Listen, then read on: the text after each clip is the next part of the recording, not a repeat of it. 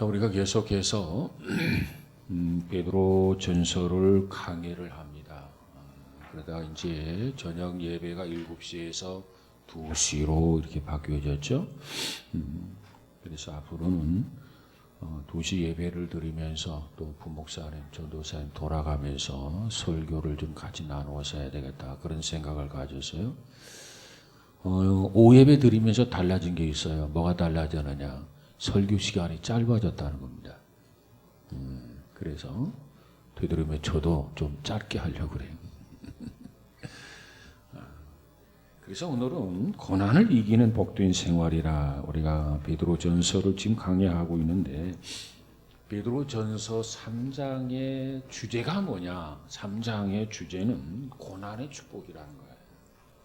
우리 신앙인들이 고난하면 지레 겁을 먹잖아요. 그런데 베드로는 미리 앞으로 이런 고난이 있다. 그래서 소아시아에 흩어져 있는 많은 그리스도인들에게 앞으로 이런 고난, 이런 고통이 있을 터인데 어떻게 하면 그 고난을 이겨낼 수 있느냐, 극복할 수 있느냐, 그 메시지를 주고 있는 것이 베드로전서, 특별히 3장의 내용입니다. 고난당한 것이 내게 유익이라 시편 119편에서 그렇게 말씀하고 있죠. 아니, 고난당하는 게 무슨 유익이야. 고난을 당하지 않는 게 유익이지. 아마 여러분이 반발할는지도 모르겠어요. 그러나 성경은 시편 기자가 말하기를 고난당하는 것이 내게 유익이라. 왜? 내가 이 고난을 통해서 주님의 윤례를 배웠다는 겁니다. 그래서 고난당하는 것이 유익이다. 시편 119편 71절에서 시편 기자가 그렇게 고백하고 있어요. 자, 그래서 이 3장 1절에서 7절까지 내용은 뭐냐? 이 고난을 당할 때 가정생활은 어떻게 해야 할 것인가? 남편의 역할은 어떻고 아내의 역할은 어떤가? 그렇게만 한다면 어떤 고난이 와도 이겨낼 수 있다는 거예요. 이게 1절에서 7절까지의 내용입니다. 그리고 오늘 8절부터 12절까지의 내용은, 자, 우리 신앙인들은 앞으로 다가올 그 고난을 예견하면서 어떻게 살아야 할까? 앞으로 우리 앞에는 대환란이라는 환란도 있잖아요. 환란이 없으리라고 생각하면 안 돼. 성경은 말하기를 구구절마다 환란이 있다고 말하고 있거든요. 근데 우리는 환란이 없다, 그건 잘못된 거예요. 환란이 있는 것을 기정사실화하고, 다만 우리가 어떻게 환란을 준비할 것인가, 어떻게 대비할 것인가, 그것을 성경을 통해서 답을 얻어야 한단 말이에요. 유비부안이란 말이 있잖아요. 충분히 준비한 사람에게는 어떤 환란이 와도 겁이 나지 않습니다. 그러나 환란이 없으리라 생각을 했는데 오늘 갑자기 환란이 임했어요. 어떻게 될까요? 우왕좌왕하게 될 겁니다. 그래서 오늘 이 8절에서 12절까지는 어떤 고난이 오더라도 고난을 이렇게만 견딘다면 그 고난이 어떤 면에서 우리에게 복이 된다는 겁니다. 여러분, 우리 모두가 이 말씀을 통해서 전화위복이 되어지는 그와 같은 은혜가 있어지기를 주님의 이름으로 축복합니다. 자, 그래서 오늘 본문 8절에서 12절까지 내용을 보면 이 환란을 이기는 복된 생활을 하기 위해서는 특별히 세 가지를 우리가 염두에 둬야 되는데, 환란과 고난 속에서 우리는 사람을 사랑할 줄 알아야 돼요. 사람을 사랑하라.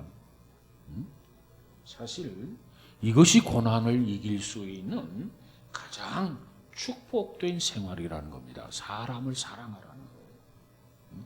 사실 우리에게 어떤 고난이 오면 사랑하는 마음도 냉각되기가 쉽잖아요. 고난이 오면은. 그래서 잘못하면 이 고난 속에서는 증오의 화신이 되기가 쉽습니다. 그럼에도 베드로는 무슨 얘기하고 있느냐? 고난이 온다. 자, 평상시에 우리가 사랑하다가 고난이 왔다 그러면 사람을 더 사랑하라는 거예요.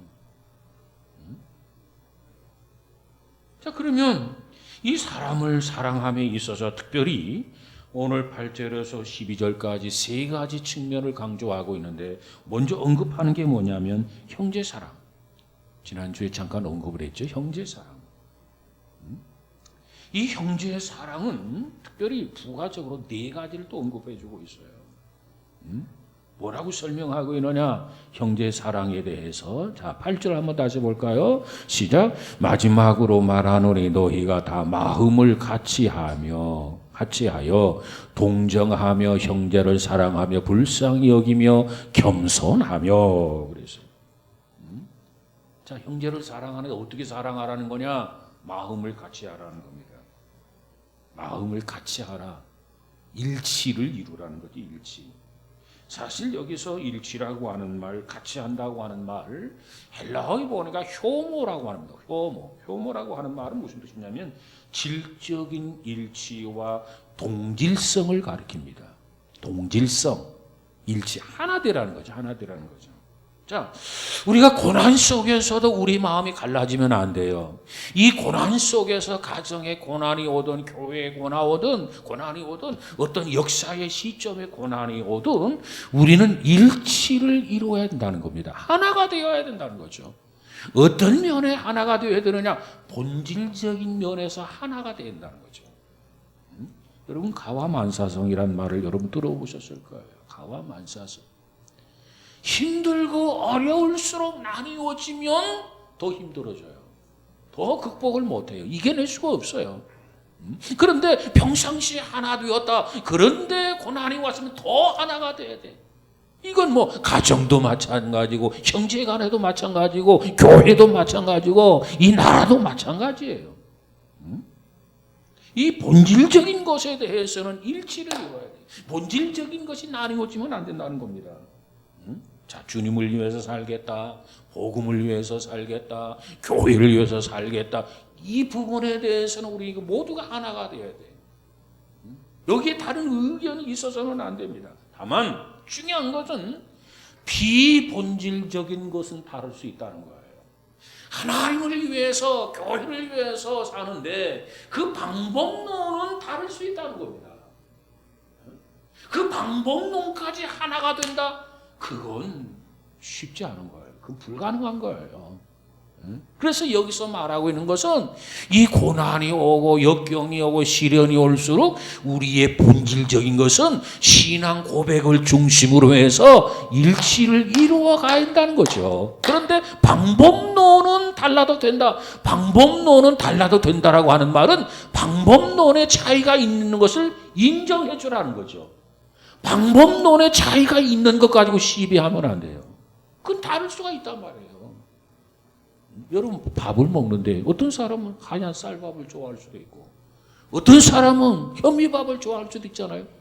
밥을 먹는다라고 하는 건 육신의 양식이 필요하다고 하는 것, 하루에 3끼를 먹어야 된다고 하는 것, 이건 모두가 다 동일한 거예요. 그러나 그 밥을 먹음에 있어서 야, 나는 칼국수가 좋아, 야, 나는 현미밥이 좋아, 아, 나는 콩밥이 좋아, 나는 백미 하얀 쌀밥이 좋아. 다를 수가 있어요. 그것조차도 하나가 된다고 하는, 그건 기대할 수 없는 내용입니다. 그래서 오늘 이 베드로는 이 본질적인 것은 다르면 안 된다. 하나가 돼야 된다. 형제 사랑을 위해서는 그걸 인정하라. 그 다음 두 번째가 뭐냐면 체휼하라는 겁니다. 체휼. 여기서 체휼이라고 하는 말은 헬라어 상에 보면 두 가지가 하나로 결합된 게 체휼이라는 단어거든요. 그러면 이 두 가지라고 하는 게 뭐냐? 가치라고 하는 말과 느낀다라고 하는 말, 이 두 가지가 플러스 되어서 체휼이라고 하는 단어가 나와요. 그러니까 같이 느끼는 게 체휼입니다. 어려울수록 서로 사랑해야 되는데, 형제 사랑해야 되는데 어떻게 하는 것이 형제 사랑하는 거냐? 같이 느끼는 거예요. 같이 느끼는 거. 자, 예를 들면 기쁜 일이 있어요. 같이 기뻐해 주는 거예요. 슬픈 일이 있어요. 같이 울어주는 거예요. 이것이 지체로서의 형제 사랑 하나가 되는 비결이라는 겁니다. 여러분 보세요. 눈 안에 뭐가 티가 하나 들어갔어요. 그래서 까실까실해요. 그러면 이쪽 눈에서 눈물이 흘리고 신경이 쓰여서 손이 가서 문지르게 되고 여러 가지 우리 반응이 일어나잖아요. 여러분, 결코 남이 아니야. 결코 우리는 하나야. 하나에 속해 있는 지체라는 겁니다. 그러니까 형제가 기뻐하면 같이 기뻐해주고 형제가 슬픈 일이 있으면 같이 슬퍼해주는 이것으로 형제의 사랑을 실천하라는 겁니다. 그러면 어떤 고난이 와도 역경이 와도 우리 모두가 이겨낼 수 있다는 거예요. 이것을 지금 베드로가 가르쳐주고 있습니다. 피리 부는 자가 있으면 같이 춤을 추고 말이죠. 우는 자가 있으면 같이 울어줄 줄 알고 말이죠. 춤추는 자가 있으면 같이 춤을 춰주고 말이죠. 이것이 이 말세에 우리들에게 필요하다. 이걸 강조해 주고 있습니다. 자, 그런데 보세요. 드라마를 봐요. TV를 봐요. 그러면서 우리가 나도 모르게 눈물을 흘릴 때가 있어요. 감동을 받아요. 자, 그래서 다른 사람이 운다. 거기에 동정심이 발동이 되다. 그래서 같이 운다. 이건 참 쉬운 거라고 나는 생각해요.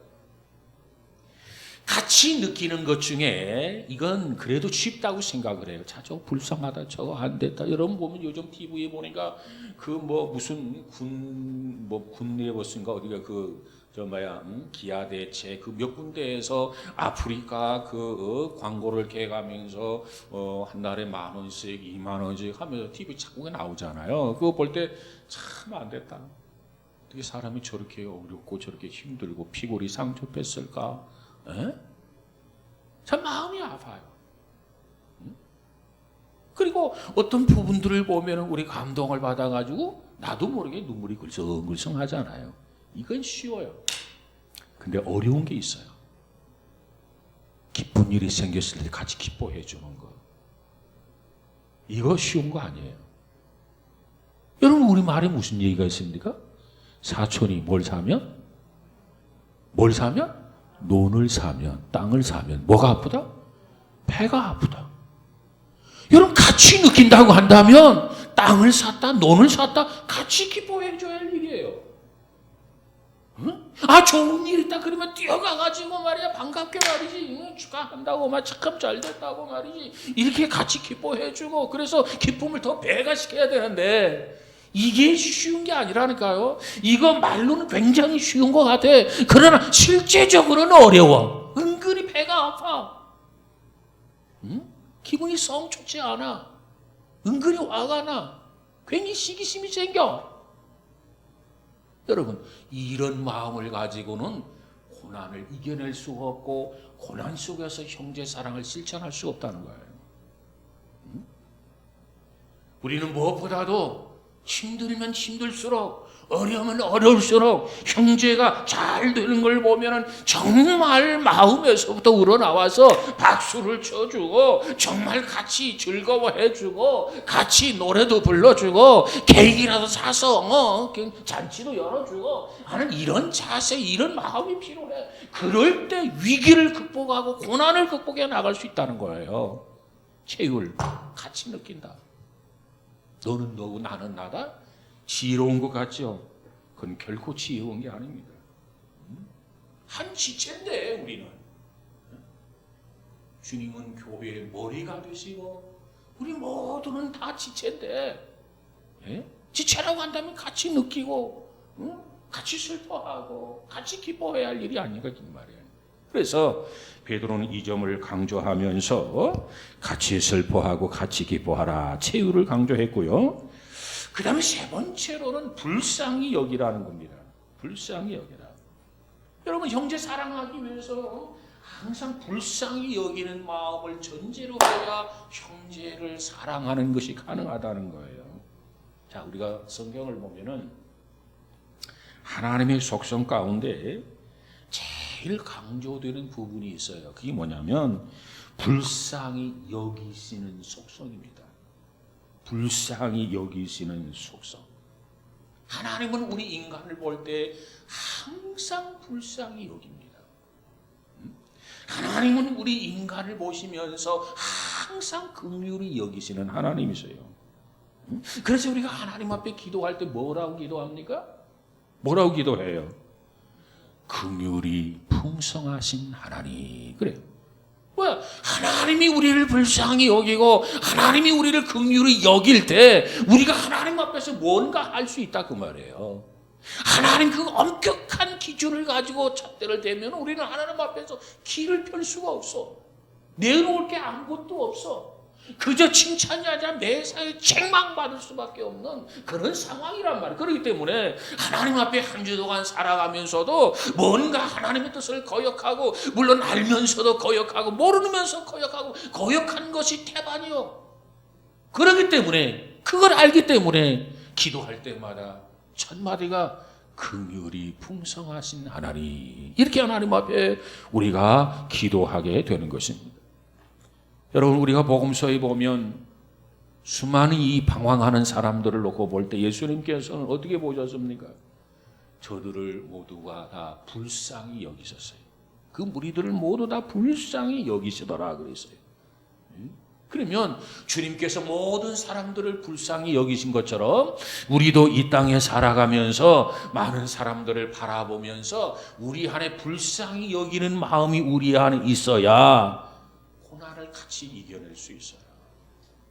불쌍히 여기는 마음. 여러분 보세요. 우리나라 인구가 5,500만. 그래서 저 자녀 하나 낳아서 잘 기르자. 하나의 자녀가 열아들 부럽지 않다. 이러다가 요즘은 인구 절벽이니 어쩌니 해가지고 장려금까지 주어가면서 이제는 자녀들을 지금 운동을 하고 있어요. 자, 이처럼 우리 주변에는 많은 사람들이 존재하는데 여러분은 그 많은 사람들을 이렇게 바라볼 때 여러분은 뭘 느끼고 있는지 한번 생각해 볼 필요가 있어요. 중요한 것은 주님께서 저들을 바라보실 때 그 시선을 가지고, 주님이 저들을 바라볼 때 그 마음을 내가 가지고 우리도 저들을 바라볼 때 저들을 위해서 한마디라도 기도할 수 있고, 저들의 허물을 우리가 용서할 수 있고, 저들의 잘못된 것을 우리가 긍휼히 여기는 마음을 우리가 가짐으로 해서 모든 사람을 사랑하는 사랑이 가능하다는 겁니다. 자, 주님이 보시는 그 시야, 주님이 보시는 그 관점을 우리가 가지고 보아야 된단 말이에요. 자, 고난이 와요. 주변에 많은 사람들이 있어요. 그 많은 사람들 우리가 불쌍히 여기지 아니하고는 하나가 될 수가 없고, 하나가 됨이 없이는 이 고난을 극복할 수가 없어요.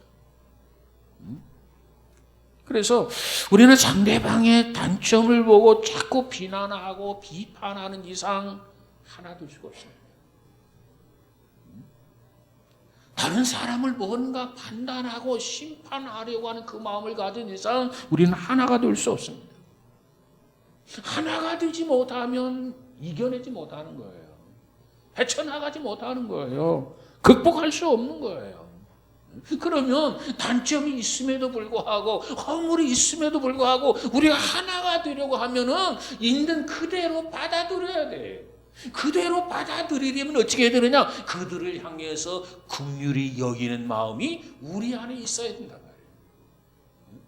하나님은 우리를 긍휼히 여기시는 것처럼 우리도 완벽하지 못한 그들을 향해서 우리도 뭔가 긍휼히 여기는 그와 같은 자세를 갖게 될 때 우리는 그들과 교제가 가능하고 그들과 나가서 하나가 될 수 있고 의기투합해서 오늘의 어려움을 극복하고 헤쳐나갈 수 있게 된다는 겁니다. 여러분, 세상에 완벽한 사람 누가 있어요? 완전한 사람 누가 있어요? 예수님 앞에 바리새인과 서기관들 자기들은 완벽하다고 완전하다고 그런 의시되고 폼냈지만, 그러나 주님께서 뭐라고 말합니까? 너희 중에 죄 없는 자가 돌로 쳐라. 지금까지는 자기 눈으로 자기를 보지 못하고 다른 사람만 보았단 말이에요. 그러니까 저 사람은 어떻고 저 사람은 어떻고 저 사람은 이렇고 그랬는데, 주님이 말씀하시는 것을 계기로 해서 다른 사람을 바라보던 그 시선을 자기 자신을 향해서 들여다보니까 이건 내 마음은 저들과 비교가 안 되는 거라. 양심의 가책을 받아서 그래서 한 사람 한 사람 자리를 떠났다는 게 아니겠습니까? 여러분, 오늘 우리에게도 이와 같이 형제를 사랑함에 있어서 불쌍히 여기는 마음이 없이는 결코 형제를 사랑할 수가 없다.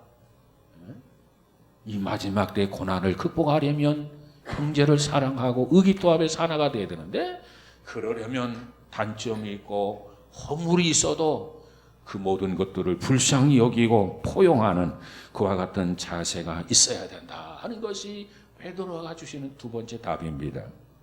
세 번째, 그 다음에 네 번째는 뭐냐? 겸손하라는 겁니다. 겸손하라. 우리가 형제 사랑을 계속 하려면 보세요. 내가 잔뜩 교만해져 있어요. 그러면 누가 내 옆에 있습니까? 내가 잔뜩 교만해. 그러면 누가 나하고 같이 하기를 원해요? 처음에는 모르니까 같이 하고 싶고 교제하고 싶고 교제하기를 시도하고 하겠죠? 그런데 사귀면 사귈수록 접하면 접할수록 참 교만하다. 이 사람은 자기밖에 모른다. 자기 욕심만 가지고 있다. 그렇다고 한다면 한 사람 두 사람씩 멀리 떨어져 나가게 될 것입니다. 그렇기 때문에 오늘의 이 교제, 서로 이 형제 사랑을 지속하기 위해서는 우리가 무엇보다도 겸손한 태도를 가져야 된다는 겁니다. 겸손. 그래서 신앙인에 있어서 첫째도 겸손, 둘째도 겸손, 세 번째도 겸손, 이 겸손이 필요하다는 거예요. 겸손. 자, 빌립보 2장에 가서 보니까 사도 바울은 이 겸손에 대해서, 이 겸손의 문제를 가지고 성경의 다른 어떤 장보다도 우리에게 구체적으로 신뢰적으로 어떻게 겸손해야 할 것인가를 가르쳐주고 있는 것이 빌립보서 2장입니다. 자, 우리 빌립보서 2장을 한번 가볼까요? 자, 그 앞부분에 가서 보면은 보십시다.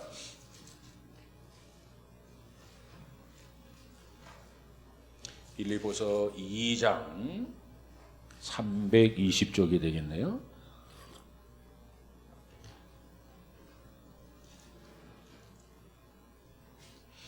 자, 오늘 살펴본 말씀 중에 한번 보십시다.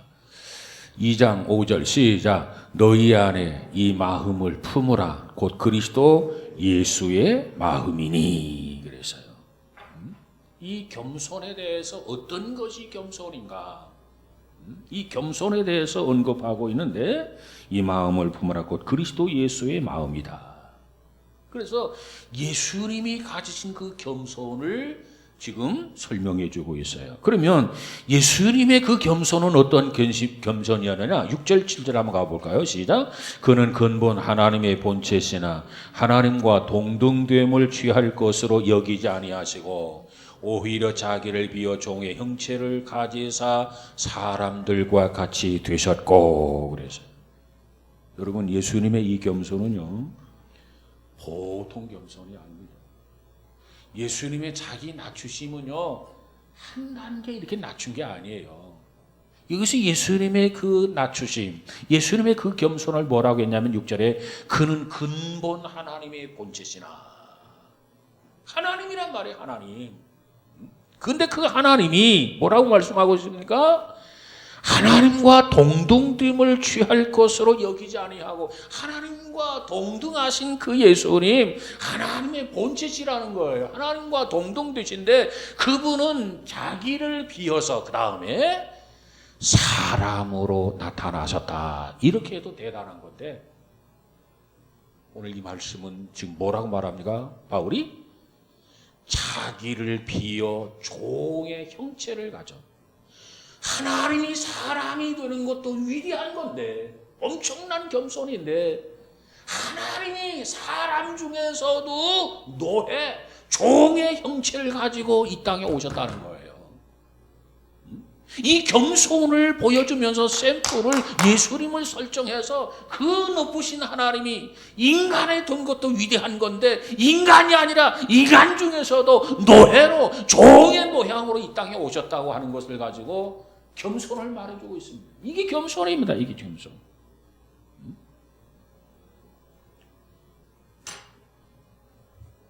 자, 우리가 이 겸손에 대해서 참 많이 들었죠. 우리 신앙인으로서.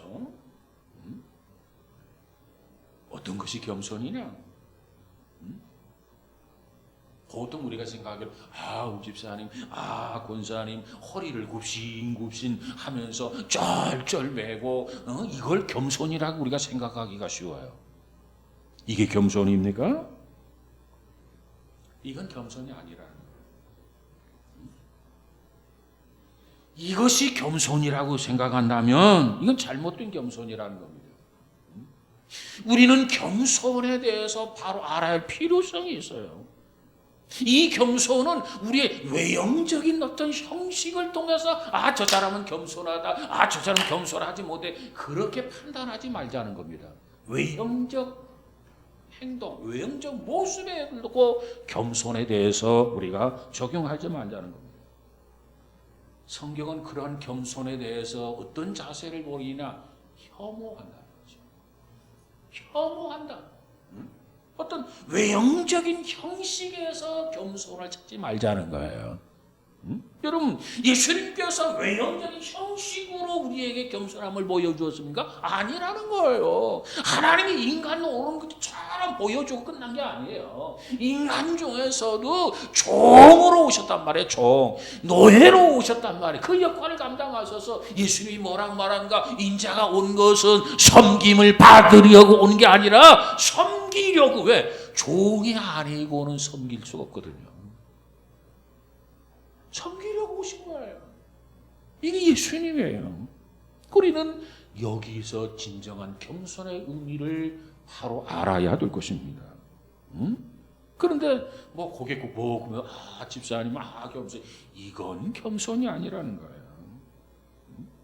자, 이 골로새서 2장에서는 그 사실을 명백하게 가르쳐주고 있는데 중요한 구절이니까 한번 우리가 보고 넘어가십시다. 골로새서 2장 한번 찾아보세요.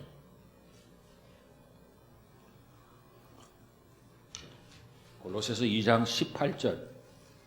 우리 그리스도인들이 가져야 할 겸손, 반드시 겸손해야 되는데 안드루 모레이 같은 사람은 첫째도 겸손, 둘째도 겸손, 셋째도 겸손. 우리 그리스도인들이 가져야 할 그런 성품 중에 겸손의 성품이 반드시 필요하다 이렇게 강조했는데 우리가 가져야 할 진정한 그 성품 중에 겸손. 그런데 그 겸손에 대해서 우리가 정확히 알아야 되는데 어떤 겸손을 가져야 되느냐, 어떤 겸손의 성품을 품어야 되느냐, 오늘 골로새서 2장 18절에서 언급하고 있어요.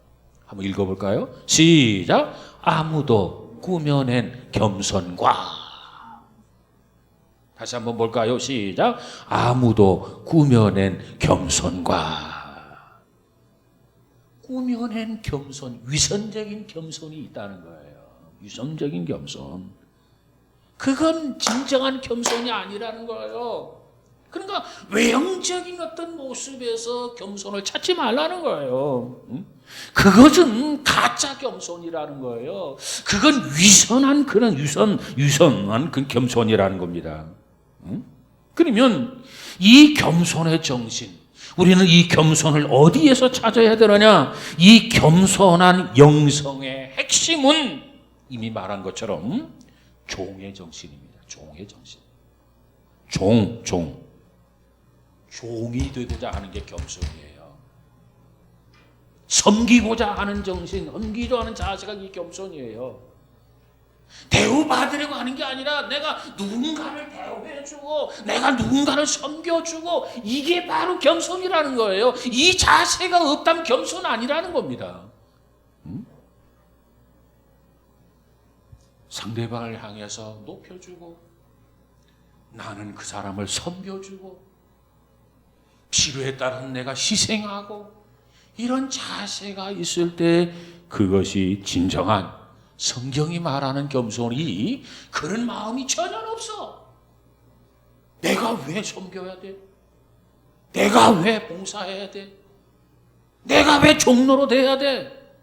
이런 마음 가지고 집사님, 권사님, 장로님 이거 겸손 아니라는 거예요. 알맹이 없는 겸손, 죽정이 겸손. 성경은 그와 같은 겸손을 혐오하고 있다. 그렇습니다. 예수님은 누구보다도 겸손하신 분이셨어요. 그래서 마태복음 11장 29절에 가서 보니까 나는 마음이 온유하고 뭐하니? 겸손하니 이렇게 말씀하고 있죠. 여러분, 예수님께서 어떻게 이렇게 겸손할 수 있었을까? 하나님이 어떻게 이렇게 이 땅에 오셔서 겸손할 수 있었을까? 그것은 바로 다른 곳에 있는 게 아니라 섬기려고 오셨기 때문에 그렇습니다. 섬기려고. 마태복음 20장 28절에 가보니까 인자가 온 것은 섬김을 받으려고 온 것이 아니라는 거죠. 도리어 섬기려고 왔다 이렇게 말씀하고 있어요. 여러분, 오늘 한국교회가 정말 살아있는 교회의 본질을 다시 회복하려면 무엇보다도 온 성도들이 주님을 본받아서 정말 종의 자세로, 섬김의 자세로 내려와야 돼. 그렇지 아니하고는 주님을 닮은 교회가 될 수가 없어요. 한국교회는 먼저부터인가 소리 집사가 안수 집사가 되면 좀 승진했다.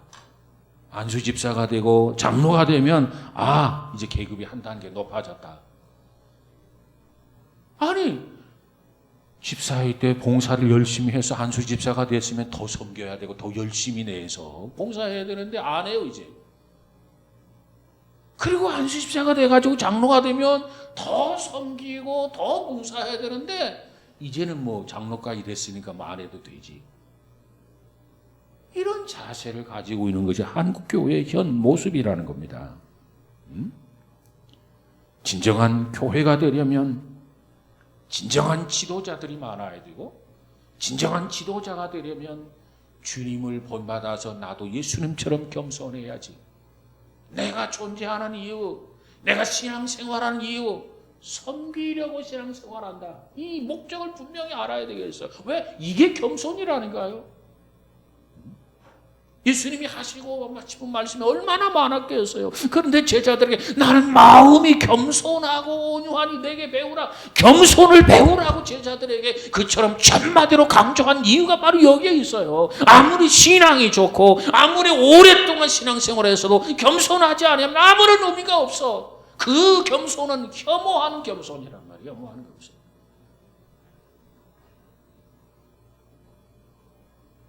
우리는 종의 자세로, 섬김의 자세로 돌아가야 돼. 누구에게 보이려고 신앙생활하는 게 아니잖아요.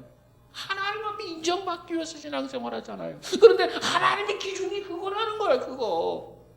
외형적인 모습에서 겸손을 찾지 말아라.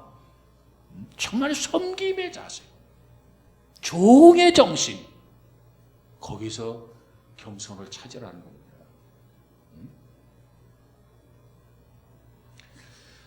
우리 모두는 무엇보다도 이 시대 섬김의 자세, 섬김의 정신을 회복하시기를 주님의 이름으로 축복합니다. 한 청년이 선교사로 가기로 소원을 했어요. 그래서 선교사로 가려고 선교위원회에다가 서류를 내고 신청을 했어요. 그래서 선교위원회에서는 서류 검토를 쭉 하면서 이제 미팅을 해서 인터뷰를 하기로 결정을 했어요. 그리고 이제 한 사람 불러가지고 선교위원회에서 그 사람과 계속 인터뷰를 하게 됩니다. 그런데 이 젊은 청년이 나는 선교사로 가기 원합니다. 그 선교사도 다름 아닌 나는 중국에 가서 선교하고 싶습니다.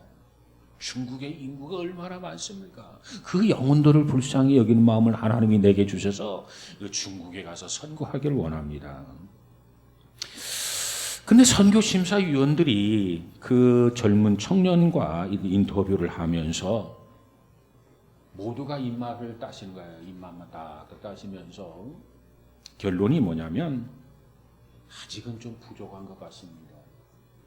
조금 더 준비한 후에, 조금 더 기도를 한 후에 다음 기회, 다음 시기를 기다렸다가 다시 그때 가서 다시 신청해 보시죠. 선교위원들이 의견을 모아가지고 이제 그 젊은 청년에게 그렇게 얘기했습니다. 그러니까 이번에는 안 된다 말이에요. 뭔가 모자란다. 뭔가 더 준비가 덜 된 것 같다. 그러니까 기도 더 많이 하고 더 준비해서 다음 기회 가도록 해라. 이렇게 이야기를 해주었습니다. 그랬더니 그 젊은 청년이 그 이야기를 듣고 한참 동안 말을 하지 않다가 그 청년이 입을 열어서 이렇게 말합니다. 그렇다면 저를 선교사로 보내주지 않아도 좋습니다. 선교사를 안 보내줘도 좋다는 거예요.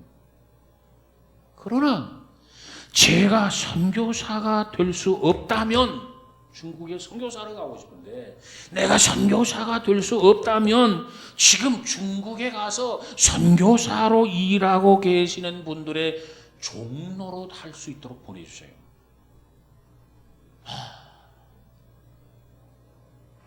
그 이야기에 선교위원들이 충격을 받은 거예요. 나 선교사를 안 보내줘도 좋습니다. 그러나 지금 중국에 나가서 선교하고 있는 그 선교사들의 종, 선교사가 아니에요. 선교사들의 종, 수족이 돼가지고 굳은 일을 시키는 대로 다 하는 그 선교사들의 종이 되게 해달라. 그렇게 요청을 해요. 그렇게 선교위원들이 충격을 받은 거예요. 더 이상 그들이 무슨 말을 하겠습니까? 그래서 선교위원들이 최종 결정이 바로 그거였어요. 그러면 좋다. 종로로 타는 심정을 가지고 중국으로 가라. 그래서 그걸 파송해 주었어요. 종로로 타는 심정으로. 그렇다고 해서 그 선교사들의 종이 되라 그게 아니고 그 종로로 타는 심정을 가지고 종의 마음을 가지고 가서 중국 가서 선교하라 해서 그를 선교사로 파송하게 됩니다. 그래서 그가 중국에 가서 선교를 했어요. 그 선교사가 누군 줄 압니까? 말린이라고 하는 유명한 선교사예요. 말린. 중국 선교사 하면 우리가 생각나는 게 누가 있어요? 허드슨 테일러라고 하는 유명한 선교사가 있어요. 그 허드슨 테일러라고 하는 선교사는 중국 선교의 큰 역사의 획을 그은 선교사입니다. 그런데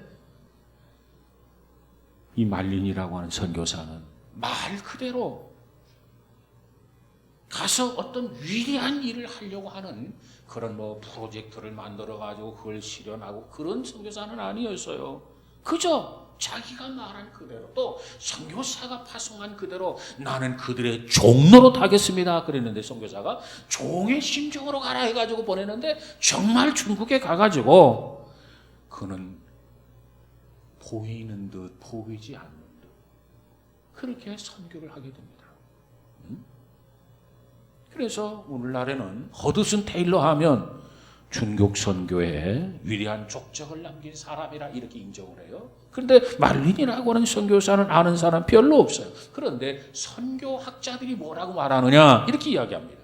어느 선교학자는요, 나는 허드슨 테일러라고 하는 선교사가 중국에 큰 업적을 남겼지만 나는 내가 믿기는 그보다 더 말린이라고 하는 선교사가 하나님 나라에 가서는 더 큰 영광, 더 많은 영광을 얻게 될 것이다. 이게 선교학자들의 평가예요. 겉으로 보면 허드슨 테일러가 굉장히 많은 것을 남겨서 그런데 그에 못지않게 나를 종으로 보내주세요. 그래, 종의 심정을 가지고 가라 했던 이 말린 선교사의 그 겸손한 모습, 그리고 가서 선교를 했기 때문에 그의 업적은 허드슨 테일러 선교사에 못지않게 그는 열매를 맺었다는 거예요. 여러분, 우리는 뭔가 받으려고 하는 마음을 가지고 있기 때문에 상처를 받아요. 우리는 뭔가 지배하려고 하는 마음이 있기 때문에 서로의 관계가 껄끄러워지고 인간관계가 깨어지는 겁니다. 내가 받으려고 하는 게 아니라 내가 있는 거 다 주려고 하는 거예요. 내가 지배를 하려고 하는 게 아니라 지배를 받으려고 해요. 그러면 인간관계가 깨어질 리가 없는 거예요. 우리는 주님께서 보여준 그 모습, 섬김을 받으려고 온 것이 아니라 섬기려 왔다. 여러분, 우리가 이 자세를 견지하고 있는 한 우리는 뭔가 주려고 하고 뭔가 섬기려는 태도를 가지게 된다고 한다면 결코 아무것도 잃지 않는다. 근데 문제는 뭔가 얻으려고 하고 뭔가 받으려고 하기 때문에 우리는 잃는 것이 많다고 하는 겁니다. 이제 말씀을 마치려고 합니다.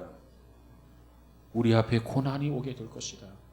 베드로가 소아시아에 흩어 있는 그러한 그리스도인들, 물론 이 예루살렘에 고난이 오고 박해가 오니까 소아시아로 흩어져 있어요. 그런데 흩어져 있는 그들을 향해서 지금보다 더 큰 고난이 온다는 겁니다. 그 더 큰 고난을 위해서 우리가 준비해야 된다는 거예요. 그 준비는 뭐냐? 그 고난이 왔을 때 형제끼리는 더욱 사랑으로 하나가 된다는 거예요. 갈라지고 찢어지면 안 된다. 그걸 지금 가르쳐주고 있는 것이 오늘 본문의 내용입니다. 형제를 사랑하는 데 있어서 없어서는 안 해도 될 마음, 그것은 뭐냐? 섬기고자 하는 겸손의 겸손. 우리 모두가 정말 이 겸손함을 가지시고 가정이 하나가 되고 교회가 하나가 되고 직장이 하나가 되는 그와 같은 역할을 잘 감당하는 이 한 해 2022년이 되어지기를 주님의 이름으로 축복합니다. 기도하십시다. 황숙경 집사님, 박한성 성도님, 감사한 금 드렸습니다. 거룩하신 하나님 감사합니다. 우리로 하여금 2022년 새해를 허락하신 하나님, 주님과 더불어서 당당하게 여리고성을 점령하고 아이성을 점령하고 하나님 앞에 영광을 돌리는 것처럼 우리 앞에 어떤 장애물이 있다 할지라도 믿음으로 당당하게 정복하고 헤쳐나갈 수 있는 복 있는 성도들 되어지게 하옵소서.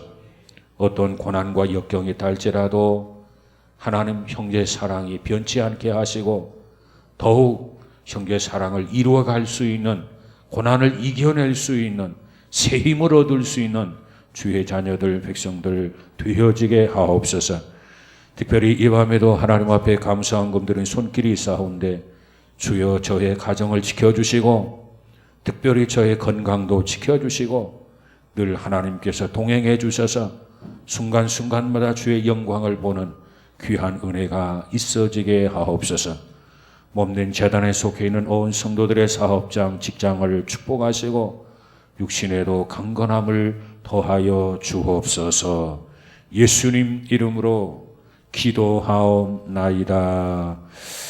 아멘.